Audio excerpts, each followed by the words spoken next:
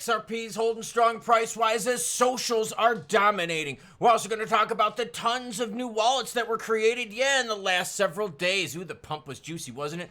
Brad let him have it in DC. That's why they didn't ask him any follow-up questions. Santiment declares it's altcoin season. BTC holds above 110,000. We might have what, everyone? I say lots of naughty things, so here's your warning. We might have what, everyone? A juicy crypto week next week. That's right, because remember, it's crypto week in Congress and anti-corruption crypto week as well. Now, before we get into the price action on the screen, we're pulling back from our highs, but we're still way up in the green overall. You know the deal. Your comments come first. Why? Well, that's because you, the viewer, matter most. Shane Wilkins dropping support on the channel, active as well in the comments. Thank you, Shane, and thank you for the support. I'm happy to be bringing you the news every day.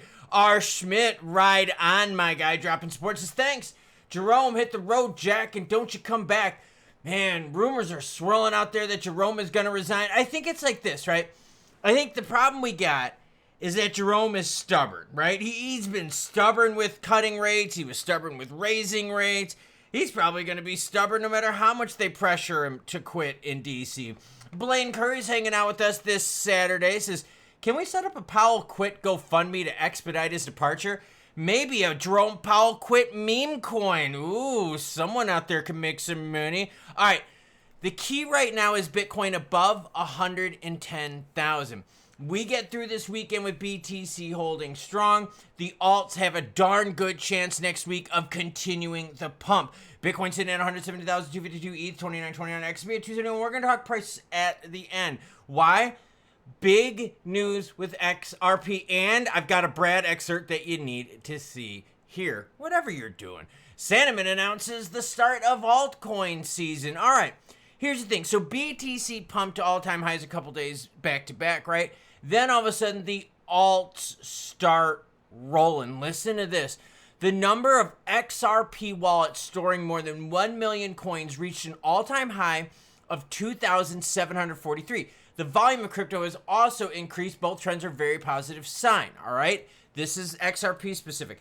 Analysts estimate that the altcoin season will continue as long as Bitcoin holds above the key psychological level of 110,000. In such a situation, traders are comfortable redistributing profits from the growth of digital gold into other altcoins. Now, that being said, I think 110,000 might be a little soft for BTC. I mean, you would have to think if BTC pulls back 7%, people would freak the F out. Because think about it. When BTC pulls back like 2-3%, people freak out. So from 117,000 to 110, that's almost like 7%. So I don't know. I would say a little bit higher than that. I would kind of go around the 112.5, 113-ish mark. Either way, if we can hold this through the weekend, hold it into next week, and figure out that Congress is going to work together, okay, maybe that last one won't happen, but we figure out we can get this bill passed even without support from the other side of the aisle, this sets us up real well. So Santiment is out there saying, altcoin season. Now, this is what I got up on the screen. I got the CMC 100. This is the top 100 cryptos right now. And you can see over the last year, this is pretty good right here at 227, 228. Now, granted, we did have some higher times though in December, but check this out. Over the last week, look at that solid move.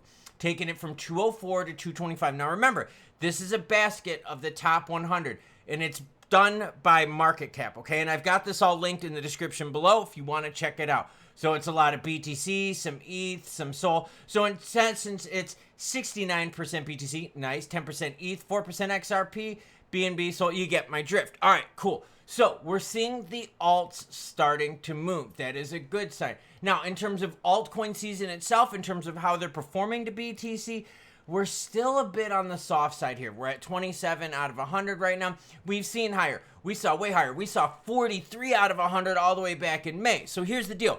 BTC is going up, but the alts are going up as well. When you start seeing this altcoin index shift, that's when the alts are moving and separating themselves from BTC. But right now, we're seeing everything move. Listen to this from Brad, all right? You wonder why Brad wasn't asked a lot of questions in DC, why they left him alone? It was because they were scared. Depending upon an SEC and CFTC to work together assumes good faith appointed officials in doing that.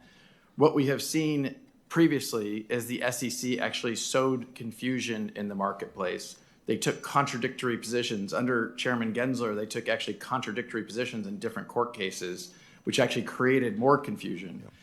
And so you had federal judges saying things like the SEC was being arbitrary and capricious in their application of the law. You had federal judges saying that they were not following a, quote, faithful allegiance to the law. And so my concern in depending upon a unelected appointee to make those decisions is that it assumes a good faith actor. And I think what we saw in this most recent SEC was just a war against the industry at large without a consistent application of that law. Well said. And that's why they left him alone, because he knows his stuff. And he's got a good point. With the regs thing that we're talking about with next week and Crypto Week, we got to do this right. Otherwise, if we put someone in charge, remember, Gensler's not elected, right? If we put an unelected official in charge and they have their own agenda and they have their own puppet masters calling the shots, well, we know what's going to happen, right? We're going to get wrecked. And as of right now, what do we have? All we have is executive orders. So Brad is right.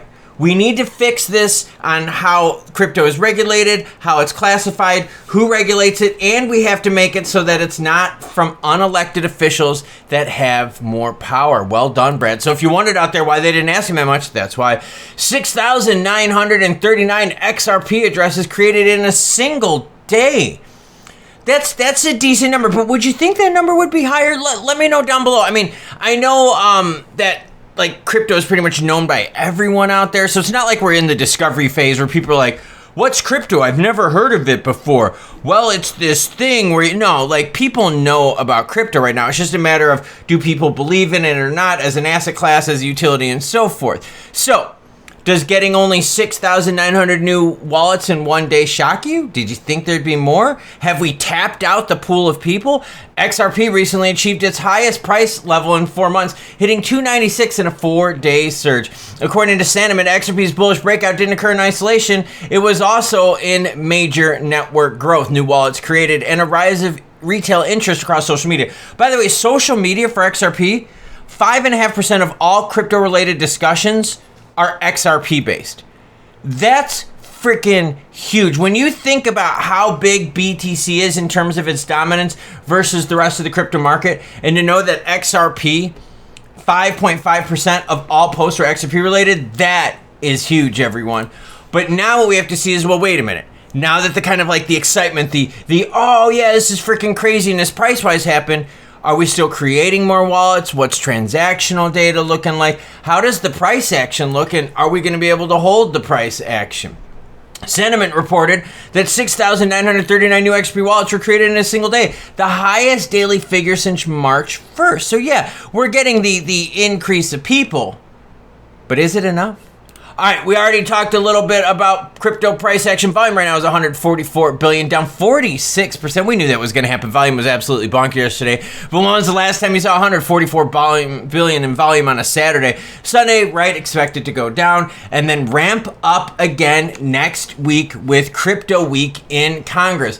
That being said, XRP, let's go to those candlesticks and see what's up. Volume, right of the way, is 11.3 billion right now in the last 24 hours, so still very, very healthy. We're going to go to the 15-minute candlestick so we can look at the move that happened, okay? Here's that move up to 296 that Santiment was talking about. Look, we got some support right here, the 265.96. Look at this candlestick right here, 266.29. So we're getting support right north of that 265 level, and it appears to be that if we can keep pushing that up on north when we hit that, we're going to be good to go through this weekend. What can you also see? Volume coinciding with those moves right here. Now, we are seeing a little bit of near-term resistance at 285, but hey, if we play between 265 and 285, that's a freaking win. Zoom out just a little bit here, and we were talking $1.90-ish XRP.